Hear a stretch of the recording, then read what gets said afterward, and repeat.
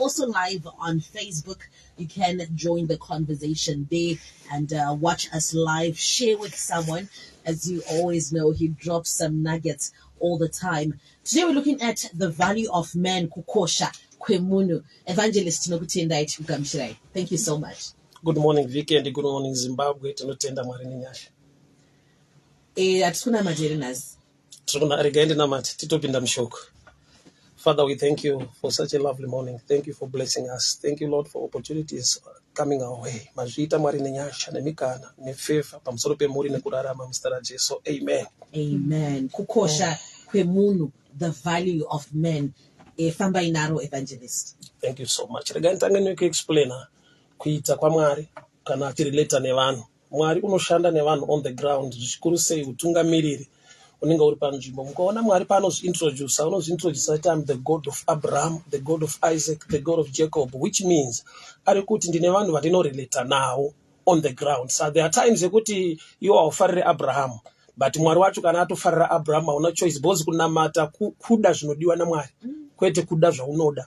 So there are times yekuti pamwe pacho zvinotirwadze hazvo kuti Mwari vanogona kuda munhu watisingade, but nokuti Mwari vamuda saka chinotonzi kunamata kuda zvinodiwa naMwari. So the God of Abraham, the God of Isaac, the God of Jacob. Uchivatarisa vanhu ivava vanhu vaitofamba panyika, vanhu vane flesh, vanhu vaita maera nemamistakes akawanda muupenyu.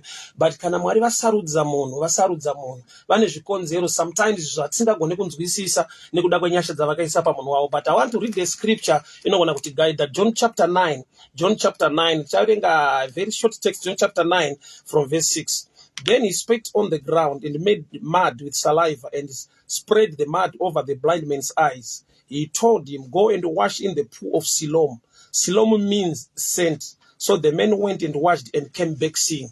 Munhu akaberekwa riri bofu ndokubva asangana naJesu anoporesa mapofu. But on this incident, Jesu haana kutaura a word, but ane action yaakaita. Wakapfira mate pasi, wakakanya ivhu, wakaisa kumeso kwake, akamuti enda unogeza kurwizi Siloam. Pandaverenga Bible rangu radudzira kuti Siloam zvinoreva kuti kutumwa kana kuti to be sent. In other words, Jesu ari kuti ndasangana newe, ndine zvandaita pauri, but already ndine wandakatuma concerning your blindness. I know vazhinji vanoti aiwa inina Mwari wangu chete, handina kana basa nemunhu nekuzodii. But the truth of the matter is, pane vanhu vanenge vakapiwa nyasha. Kune zvinhu zvatiri kutsvaka kuti Mwari vatiitire ka zvisiri kuzoitwa kubva kudenga, but zvakaitwa nedenga zviri already panyika zvatinofanira kurelata nazvo kuti zvitiitire zvakanaka. Samuchiona Mwari pavanoti it is not good for a man to be alone.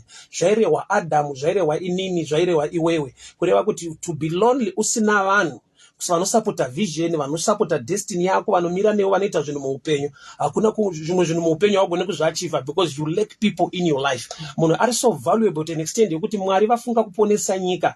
God became man, John 1:1.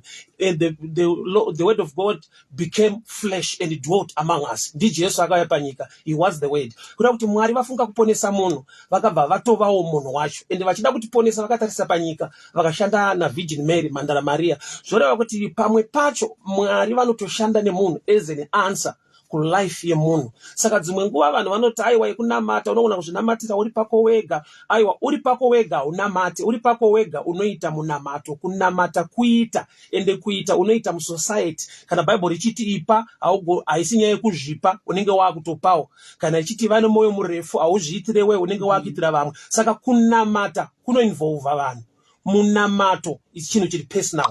Saka vazhinji vanoti nina handina basa nemunhu ndozvinamatira ndega, kutadza kutsanangura havo shona. Havanamate vega, vanoita munamato vega. Nokuti kunamata kunoinclude vanhu. Mwari vanoti haugone kuda munhu kana haugone kuda Mwari kana wakavenga munhu, which means Mwari vanoda kudiwa through men, through what you do to others in life. Saka munhu haazviite kuti anamate ega, munhu anoita munamato ega, but kunamata you involve people. Saka panapa Jesu aporesa murume bofu, but murume uyu aporeswa in an indirect way. Atumwa audzwa kunzi enda unogeza kurwizi Siloam.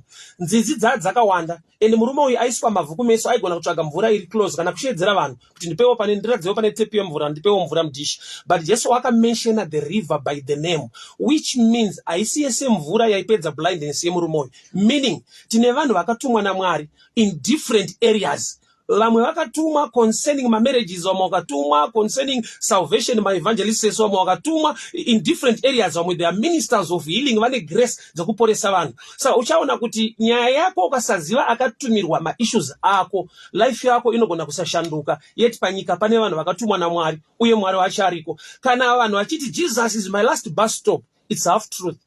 Nekuda kwakuti complete truth pana John 9 apa iri kuti Jesu aona bofu akariudza kwekuenda. Kuna Jesu akarifeya munhu iye ari Jesu wamasimba ose, meaning Mwari vakadelegata dzimwe nyasha dzawo dzekuti vakadzidurura muvanhu zvokuti ukasaenda kuna Silomu, this river is a shadow picture yemunhu akatumwa, nekuti Silomu zvinoreva kuti kutumwa. Kudati kune vanhu vakatumirwa nyaya dzako. Saka challenge iripo ndeyekuti vanhu vanoita mistakes, vanhu vanosangana nezvinhu zvakawanda muupenyu nokuti vanhu. Saka at the end ndozvinoita kuti vanhu vataya ndozvinamatira handabasa nemunhu, vanhu vacho matsotsi vakazodii. Mapurisa kana ukabirwa nemupurisa nhasi, government haivhari chipurisa kuti chipurisa achishande because mapurisa abira vanhu.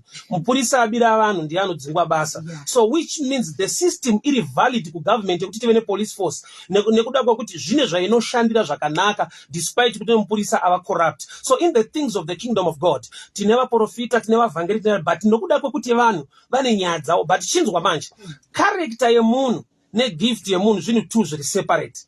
Saka makaona kuti Mark chapter 16 verse 7 Jesu anotaura nemukadzi kuguva kuti enda munotaurira vadzidzi vangu tinosangana Galirea uye naPeter. Peter was one of the disciples. Haifanirwa kuti tell my disciples tosangana kuGalirea ozoti including Peter kana kuti and Peter.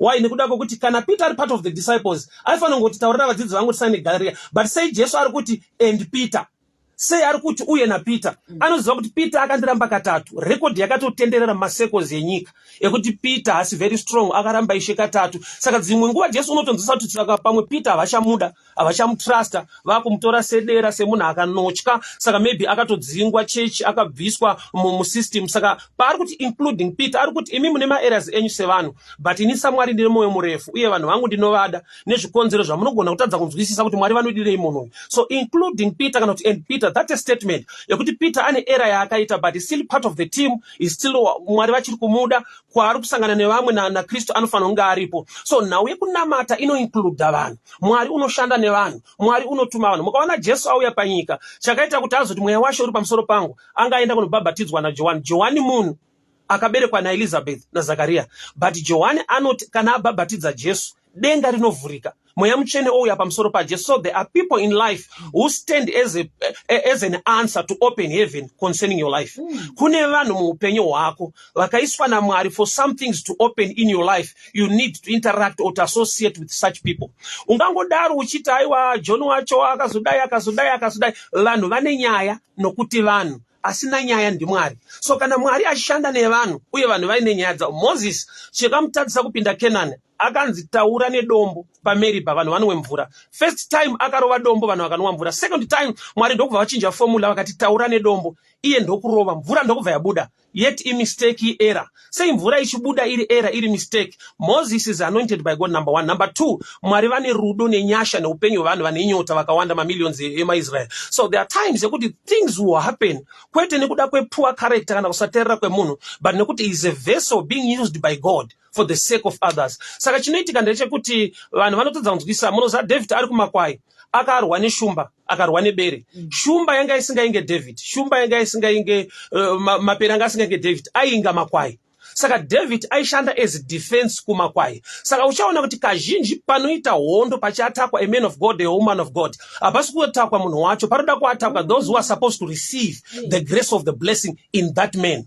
Saka uchaona kuti uchaudzwa kuipa kwemunhu otadza kunzwisisa kuti koreti kana ataurwa kunzi itsotsi akazodii. Haasiri yeSilomu ere, nokuti river Silomu haingoporesa mapofu ese. Pane ari designed kuti akaenda iko kwanonopora. Pakaenda munhu akaremara gumba anodzoka akaremara, but anogona kufambisa vhangeri kuti rwizi haruna power, haruna nyasha, yet riri designed kudhila neupofu hwemumwe munhu. Saka pane ropafadzo yako usabviswe nevanhu nekuda kuti vanotaura zvakaipa pamusoro pemunhu. Chokwadi ndechekuti Mwari unoshanda nevanhu. Ukaenda kubhengi uchida mazimari akawanda, bank teller zvichida ndotambira mari shoma kudarika mari yauri kuti akupe, but unotrusta kuti ari kundipa iri within the banking system, haasi kundipa iri musalary kana mupocket make. So the things yekuti Mwari unogona kushanda neni at my level yekuti ukanditarisa I'm lesser in many things muupenyu hwako, but nekuda kwekuti I'm in the system of the heavens. I carry the grace. Yekuti sawa chonoti unoona kutonamatirwa nemunhu asina imba ukava nemba. But kunogona kuya dzidziso yekuti aiwa kana patsa asina chakati, how can you believe? Asina marriage anokunamatira aisei kuroma mafata ariko ana wakadziri kuroma. But vanoparidzirwa nafata asina mukadzi. So there are things yekuti kungojaja kwevanhu kuri on the ground, but the truth of the matter chinonzi grace kana kuti anointing chakaiswa pana Abraham. Abraham atoenda kuEgypt maita nzara nzvimbo yaanga ari. Akanamatira mambo nemukadzi wake. Zvanzi vakagona kuva nevana. Yet by that time Abraham akaenda kuEgypt anga asati ane mwana. Anga achine challenge na Sarah mumarriage yake. So there are times yekuti Mwari unogona kukushandisa as a tool, as a vessel. But vanhu vakashaiwa maonero emweya. Elisha paakaenda kumukadzi weZarepati achinoti bika ndidye flour haipere. Munoziva kuti anga abva kuChariot of Brook pachitubu changa chapwa mvura. Zvake zvatooma as a prophet, mvura hapasisina chitubu chapwa. But ane assignment yekunoudza mumwe kuti zvako zvinowanda. So there are times that zviri spiritual zvinotoda spiritual understanding. Because ukazvianalyze naturally unogona kujaja ukatoshaiwa ropafadzo, ukashaiwa blessing muupenyu nekuda kwokuti une zvaunonongedzera nekuona pamunhu. But munhu anokosha. Mwari haanyari kuzviti Mwari waAbhurahamu. Nyangwe Abraham achinzi akapinda munyika yakanyepa kuti hanzvadzi yangu, Mwari haana kuti apa wazonyepa saka tichafamba tese. Is the God of Abraham despite my shortcomings Abraham and everything. Why? Nekuda kwokuti Mwari vakazvidurura panyika zvinhu izvozvo kuti zvigone kutibatsira tigone kurelatawo nevanhu, nekuda kuti hapana pauchaona Mwari direct, hapana pauchaitira Mwari, but uchaitira munhu. Cornelio, minamato yako nezvipo zvasvika. Munamato unoenda direct kudenga, zvipo hazviende kudenga, zvinoenda kuvanhu, but denga rinorecognize kuti zvasvika, which means kune zvaunoendesa kuna Mwari but usingaendese kuna Mwari direct, uchiendesa kuvanhu. So kune dzimwe nyasha neimwe favor inogona kuonekwa naMwari waitira munhu usina kuitira Mwari, nekuda kwekuti munhu akatakura zvinoonekwa nedenga kuti ukangominister kune umwe munhu you have ministered unto the Lord. Saka zviriko ndezvekuti maoffices aya anoabuswa. Ine handizvirambi maoffices edu echifundisi, echivhangeri, echiprofeti anoabuswa nekuda kwekuti munhu unogona kuita poor character, unogona kuita a challenge ari munhu waMwari. So at the end vanhu vanobva ati akuzvinamatira tega kwazara matsotsi nekudii. I always tell people kuti ukangoona wakuziva kuti apa pana fake pastor, make sure kuti une knowledge yekuziva the original one, because fake money haipinde mucirculation kana kusina original. Matsotsi anotoda kugadzira 500 US yakabatana. Chinoita kuti vanhu vanenoke kuigadzira kana kuti vetenga havadi inyaya yekuti hakuna original yacho. Fake inotanga yatotora formula kubva kuoriginal. So ukangoona fake yamucirculation, original iriko. Saka tikaswera takuti kune vaprofita venhema, kuna kuti vechokwadi varipo. Saka ukashaiwa kuziva wechokwadi, uchiziva chete wenhema, kuna kuti wane attack mulife mako. Because blessing neropafadzo yaMwari yakadururwa muvanhu vake, ukagona kuinteracta, ukagona kushanda nawo nekuita zvinhu nawo panyika. Jesu achitoya panyika haana kuberekwa naJoseph, but aitogara kumba kwaJoseph. There was a reason, it is spiritual, and I explain.